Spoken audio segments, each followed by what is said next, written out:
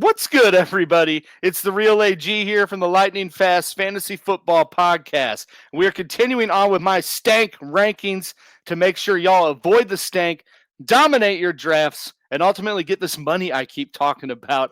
Here on this Thursday, we're going to look at the tight ends that I'm avoiding in 2025, and bingo, bango, bongo, there's my list. My number one tight end I'm avoiding is Kyle Pitts with Atlanta. We got Cole Kmet with Chirac, Cade Otton with Tampa Bay, and Dallas Goedert with the Eagles. So briefly explaining the stench about these fools. With Kyle Pitts, come on. I don't think I really have to explain it.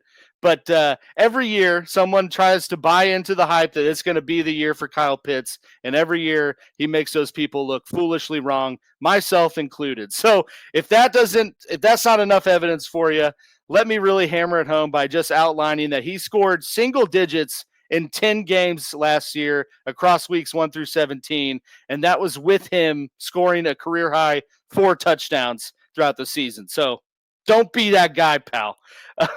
With Cole Kmet, definitely a little bit lower tiered tight end. He's tight end 33, but there's really just nothing there for you to think you're getting any sort of value out of him. His numbers considerably went down last year.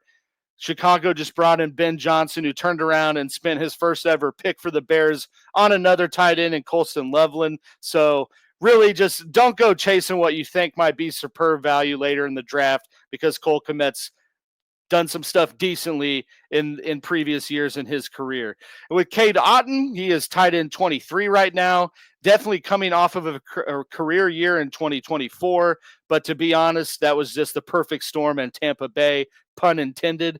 But he had 3 massive games with Evans and Godwin out where he averaged 19.8 PPR points a game. You take those out, he basically did nothing and had a 15.8% target share. So with those guys being healthy and with them adding Ibuka into the fold, I am looking at Cade Otton as nothing more than a basement level tight end 2 at this point. And then with Dallas Goedert, he's a little bit higher rated, tight end 16.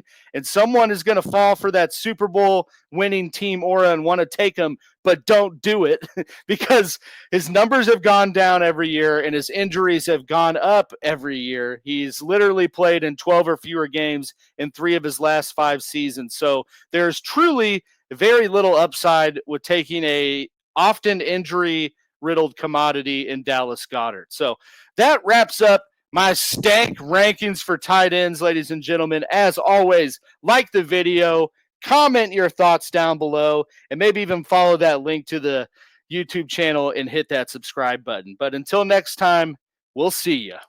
Peace.